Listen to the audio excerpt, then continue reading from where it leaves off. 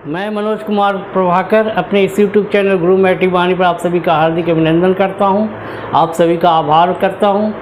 मित्रों, आज मैं काफ़ी दिनों के बाद आपके सामने पुनः मुखातिब हुआ हूं। इसके लिए मैं क्षमा प्रार्थी हूं, क्योंकि मैं काफ़ी चिंताग्रस्त हो गया था। उसका मूल कारण था कि हमारे शहर गोरखपुर में पिछले कुछ दिनों से लॉकडाउन की स्थिति बराबर बनी हुई जहां मैं रहता हूं।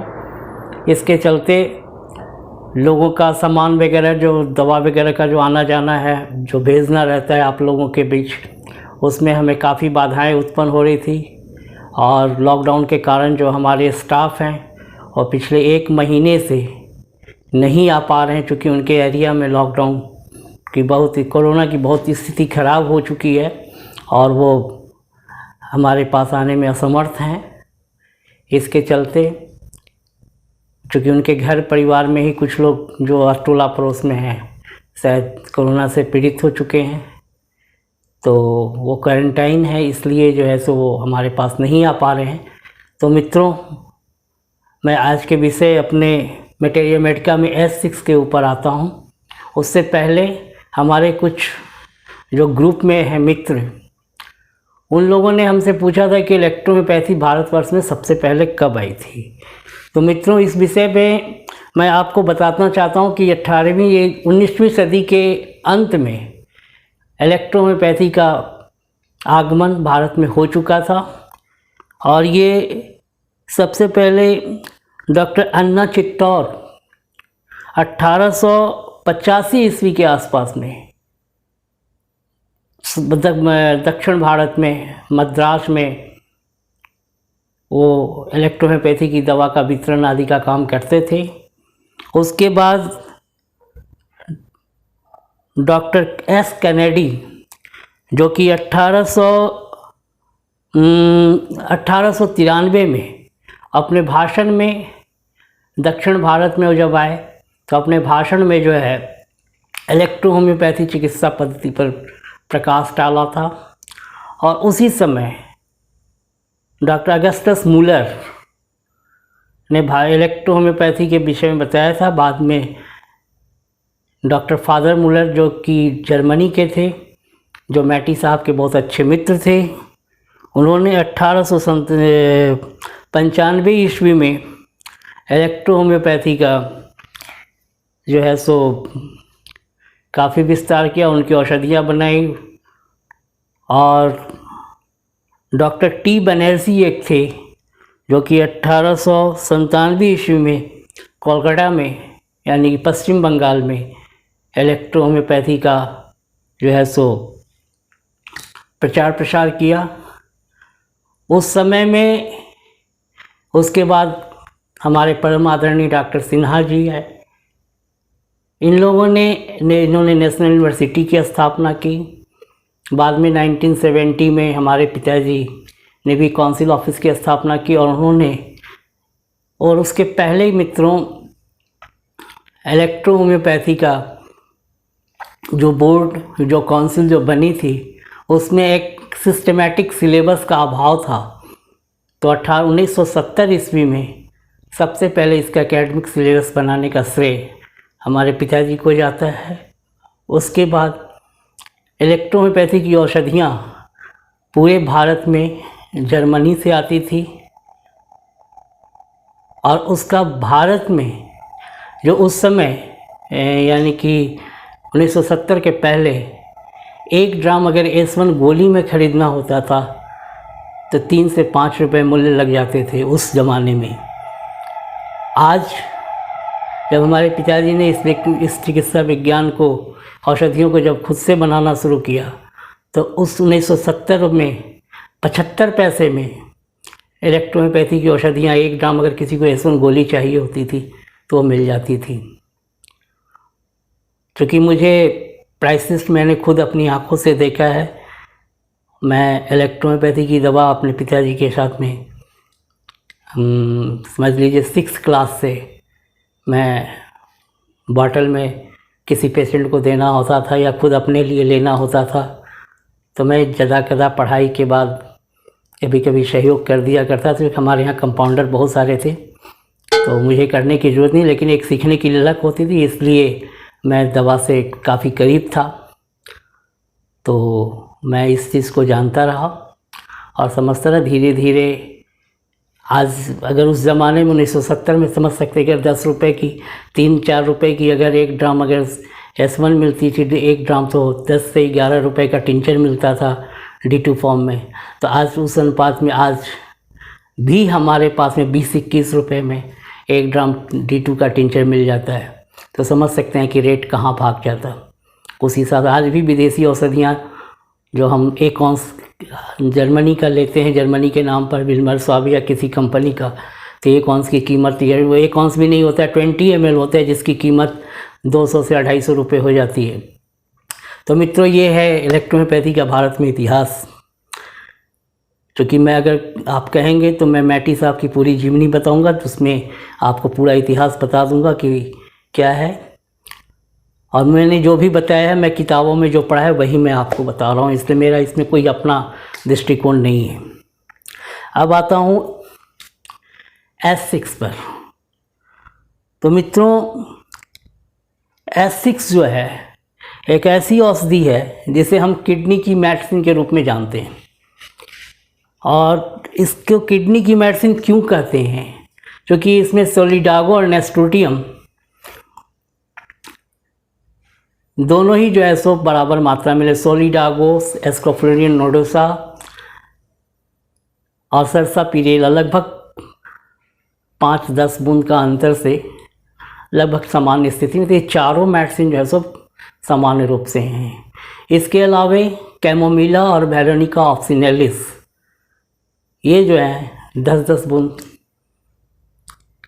के आसपास में हैं। और फिर कोचलेरिया और टुसिलागो ये दोनों जो हैं, टुसिलागो या टेरेक्सेकम ऑक्सिनेलिस ये जो है सो 5-5 बूंद हैं। मित्रों, हमारे शरीर का जो किडनी है और जो यूरिनरी ट्रैक्ट सिस्टम है वो जो है वो सॉल्ट से भरा हुआ है।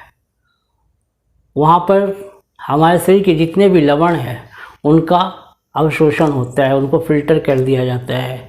सारे जो अवशिष्ट पदार्थ किडनी में फ़िल्टर आके होते हैं, जिसके कारण अगर उसके फ़िल्टर होने में गड़बड़ी हो जाए तो तुरंत वोमिटिंग टेंडेंसी शुरू हो जाती है, हाइपरटेंशन हो जाता है, लवण की मात्रा बढ़ने से यूरिक एसिड बढ़ जाता है, ब्लड यूरिया बढ़ जाती है, सीरम क्रिएटिनिन बढ़ जाते हैं।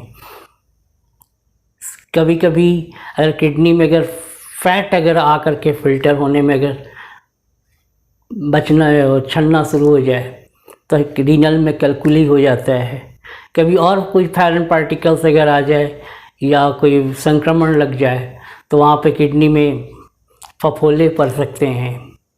तो मित्रों, ये सारी प्रक्रियाएं इसमें होती हैं। तो इसलिए मैटी साहब ने जब S6 को बनाया तो साल्ट से रिलेटेड जितने भी मेडिसिन थे उनको उनकी मात्रा जो है सो वो हाई रखी और बाकी की मात्राओं को जो है सो घटा दिया। तो S ग्रुप में जो 8 प्लांट जो कॉमन थे वो यहाँ भी हैं, लेकिन यहाँ कोचलेरिया और टुसिलागो ये टेरेक्सेकम ये सबसे कम मात्रा में है, और टुसिलागो कम मात्रा में है। और आपका जो है नेस्टोटियम, हाइड्रास्टिस, एस्कोफ्लोरिन नोडोसा, सरसापिरेला, सोलिडागो ये सब प्रचुर मात्रा में है। तो मित्रों, आपको मैंने इसके पहले के जो S1 S2 के जो वीडियो हैं उसमें मैंने आपको बता चुका हूँ कि इन सारे प्लांट्स की प्रॉपर्टीज़ क्या हैं। लेकिन सोलिडागो के बारे में, चूँकि मैं इसमें आपको पहली बार इंट्रोड्यूस कर रहा हूँ, तो सोलिडागो के बारे में मेरा बताना फ़र्ज हो जाता है। तो सोलिडागो जो है उसमें थाइमोल नाम का केमिकल कंस्टिट्यूएंट है। इसके अलावा अल्फ़ा क्यूबावेन, कार्बरोल और फिनॉल ऑप्टेन आयल, जिसको ऐसे एसेंशियल है, वोलेटाइल आयल भी कह सकते हैं। इसके अलावा इसमें एंटी बैक्टीरियल और एंटी फंगल के गुण विराजमान होते हैं। इसके कारण इसका प्रभाव प्रोस्टेट पर भी है, साथ साथ एंटी रूमेटिक, एंटी साइकेटिक इस रूप में भी काम करता है। समटाइम्स ये S5 या F1 के साथ मिल करके, ये S6 और F2 के साथ मिल करके ये किडनी पर भी काम करता है, और किडनी के स्टोन पर ये बहुत गहरा प्रभाव करता है। अगर इसमें एक चीज़ का आप ध्यान रखेंगे, ध्यान देंगे कि अगर S6 और F1 को अगर आप एक साथ यूज़ करेंगे तो यूरिक एसिड घटेगा, और S6 और F2 को एक साथ यूज़ करेंगे तो यूरिया घटने लगेगा, यानी कि किडनी का जो प्रॉब्लम होगा वो सॉर्ट आउट होना शुरू हो जाएगा। चलिए, अब इसके बाद आते हैं इसमें जो कुछ प्लांट्स हैं जिसको कि हम अगर कंपेयर करना चाहें तो हाइड्रोस्टिस एक ऐसा प्लांट है जो कि ए ग्रुप में पर्याप्त रूप से है। तो ए ग्रुप के साथ इसका प्रयोग करने पर बहुत अच्छा रिस्पांस मिलता है। किडनी में अगर कोई भी ब्लड का फॉर्मेशन अगर नहीं हो पा रहा है या डायलिसिस की स्थिति बने तो ए ग्रुप का अगर सही ढंग से यूज़ करेंगे तो आप इसमें अच्छी सफलता मिलेगी। इसके अलावा अगर इसको C1, A3 और वेन1 के साथ यूज़ किया जाए तो यूट्रस से प्रॉब्लम जो होता है उसको हम इससे सॉर्ट आउट कर सकते हैं। और S6, C5, F1, A3, भर1, वेन1 और लिम्फन के साथ अगर यूज़ करेंगे तो आर्थराइटिस, ऑस्टियोपोरोसिस, ऑस्टियोआर्थराइटिस इस पर हम काम ले सकते हैं। कभी कभी अगर गला में प्रॉब्लम हो जाए, यानी कि क्रॉनिक टॉन्सिलाइटिस अगर हो, तो जो अभी मैंने आपको S6, C5, F1, भर1, वेन1, लिम्फन बताया, अगर इसके साथ में आप P ग्रुप की उचित दवा यानी कि P1 या P4 अगर आप साथ में यूज़ करते हैं तो इसके द्वारा आप क्रॉनिक टॉन्सिलाइटिस को भी आप दूर कर सकते हैं। अब इलेक्ट्रिसिटी में इसको कैसे प्रयोग करें, तो मित्रों इलेक्ट्रिसिटी में आप इसका जो वेरोनिका है जो WE में है, तो आप इलेक्ट्रिसिटी में जब आप प्रयोग करेंगे तो WE के साथ S6 और WE को जब आप एक साथ यूज़ करेंगे तो उससे भी आपको बहुत अच्छा रिस्पांस किडनी के केस में या किडनी से संबंधित जो बीमारियां मैंने आर्थराइटिस या साइटिका आदि के बारे में बताया उसमें आपको बहुत अच्छा रिस्पांस मिलेगा।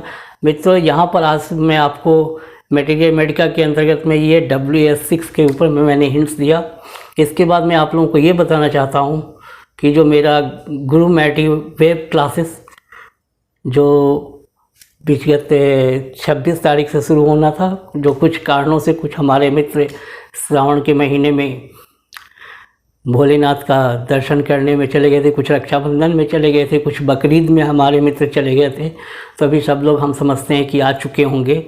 तो मैंने निश्चित किया है कि जन्माष्टमी के दिन 12 अगस्त 2020 को मैं दोपहर में 2:30 बजे या 2 या 2:45 के आसपास में मैं इसका उद्घाटन कर दूं, यानी कि शुरुआत कर दूं, और नेक्स्ट डे से मैं क्लास लेना, चूँकि सभी लोगों को नहीं पता होगा तो जो लोग कम से कम 21 से 12 तारीख तक हमको इन्फॉर्म कर दें, ताकि जिन लोगों का मेरे पास में है इन्फॉर्मेशन, मैं उन सभी लोगों को आज मैं रात में सूचना भेज दूंगा कि वो अपने मोबाइल में स्काइप लाइट नहीं, स्काइप जो ओरिजिनल है उसको आप जो है सो डाउनलोड कर लें, ताकि आपको रूम बना करके उस आपका जो पर्सनल कोड है वो आपको भेजा जा सके व्हाट्सएप पर, और स्काइप से आपको जोड़ दिया जाए, ताकि जब क्लास स्टार्ट हो तो आपकी बातें हम तक पहुँचे। अगर कोई पूछना चाहते होंगे और किसी प्रकार की हमारे क्लास में बाधा नहीं हो, और अगर आपने हमारे वीडियो को अगर आप पहली बार देख रहे हैं तो प्लीज़ हमारे वीडियो को सब्सक्राइब कर लें और बेल का आइकन बटन भी दबा दें, और अपने कमेंट्स हमें ज़रूर लिखें ये वीडियो आपको कैसा लगा। और मित्रों, एक चीज़ और मैं आपको बता दूं कि कोरोना से डरने की ज़रूरत नहीं है, क्योंकि जो आज आप भारत में आप देख रहे हैं कि 20 लाख के करीब है, तो 20 लाख में मुश्किल से 2-4 लाख जो हैं सो कोरोना से एक्टिव केसेस हैं। इस जो ये डाटा है ये 20 लाख का, ये जो शुरुआत से लेके अभी तक का डाटा है। इसमें ये डाटा नहीं है कि जो कोरोना से जो पीड़ित हैं उसमें से कितने उससे प्रभावित हुए हैं। क्योंकि कई हमने केसेस देखे हैं जो पेपर न्यूज़ में आए कि एक बार ठीक हो गए फिर दोबारा से उनको ये इफ़ेक्ट किया। तभी इसका कोई डाटा नहीं, इसलिए इस पर अब ज़्यादा परेशान होने की ज़रूरत नहीं। और मैंने आपको एक बता रहा हूँ कि मैंने इसके लिए एक वायरल ड्रॉप्स जो है सो बनाया है, जो कि आप यूज़ कर सकते हैं। ये मैं आपको दिखाना चाहता हूँ। ये मेरा हैंड सैनिटाइज़र है जिसे आप देख रहे होंगे। ये हैंड सैनिटाइज़र जिसका नाम वायरल ऑफ है। ये वायरल ऑफ मेडिसिन, इससे आप 5 बूंद लेकर के आप हैंड को सैनिटाइज कर सकते हैं। ये 30 ml का है। और इसके साथ में इसी नाम से एक ओरल ड्रॉप भी है। एक ओरल ड्रॉप भी है जो कि आपको इसका 10 बूंद आप मुंह में डाल लें, और अगर सर्दी बहुत ज़्यादा अटैक कर रहा है तो इसी दवा को 2 बूंद आप नाक में डाल लें। इमीडिएट आपको रिस्पांस मिलेगा, इसमें कहीं शक नहीं है। और इसमें मित्रों, इसमें प्रोपेनॉल का ही यूज़ किया गया है। जो बाज़ार में आज के डेट में मैथिलेटेड अल्कोहल मिल रहे हैं जो इससे कि स्किन कैंसर होने का खतरा रहता है, तो वो अल्कोहल इसमें नहीं यूज़ किया गया है। इसमें कंप्लीट प्रोपेनॉल और साथ में हाइड्रोजन पेरोक्साइड और ग्लिसरीन, जिसका कि कंपोजिशन पूरे भारत में, पूरे विश्व में हैंड सैनिटाइज़र के लिए यूज़ किया जाता है, उन्हीं का यूज़ किया गया है। बाज़ार में जो सैनिटाइज़र मिल रहे, जो सस्ते दाम में आपको 5 से 10 रुपए में मिल जा रहे हैं बॉटल, उनसे समझ लीजिए कि मेथनॉल है जो कि आपकी स्किन को नुकसान पहुंचा सकता है। और ये मैं आप चिकित्सकों के लिए, ऐसे इसका दोनों का मूल्य, खुदरा मूल्य 88 रुपया है, लेकिन मैं आपके सहयोग के लिए मैं इसका सिर्फ बॉटल का दाम, चूँकि 10 रुपया मुझे लग जा रहा है, तो मैं आपको ये 30 रुपये में आपको ये दोनों एक साथ उपलब्ध करा रहा हूँ। जिन भाई बंधुओं को चाहिए वो हमें अपने मेरे व्हाट्सएप नंबर पर अपना ऑर्डर दे सकते हैं। और आप सभी को, मेरे पास से जितने भी लोगों के ऑर्डर मेरे पास में आए हैं, क्योंकि लॉकडाउन के कारण मैं घर से बाहर निकलने में बहुत ज़्यादा दिक्कतें आ रही हैं, तो मैं जैसे जैसे लॉकडाउन फ्री होता है वैसे वैसे मैं लोगों का सामान भी भेजता जा रहा हूँ। कभी ऐसा होता है कि जहाँ मेरा लिटरेचर छपता है वहाँ लिटरेचर वाले एरिया में गड़बड़ी है, तो वहाँ से लिटरेचर का और मेरा रैपर नहीं आ पाता है। कभी जो है सो बॉटल के एरिया में जो है सो प्रॉब्लम हो जाती है, तो बॉटल नहीं आ पाए, क्योंकि गाड़ियाँ कोई चल नहीं रही है। अपनी गाड़ी से भी जाने में परेशानी ज़्यादा होती है, क्योंकि अपनी गाड़ी से अगर जाएं तो रास्ते ब्लॉक हैं, हम वहाँ जा नहीं सकते। अगर एरिया खुला हुआ भी है तो पैदल लेकर के आना, सब कुछ बड़ा विचित्र सा माहौल बना है मित्रों। अपनी दर्द मैं किसी को सुना नहीं सकता। तो खैर, आज के लिए बस इतना ही। जय हिंद, जय भारत।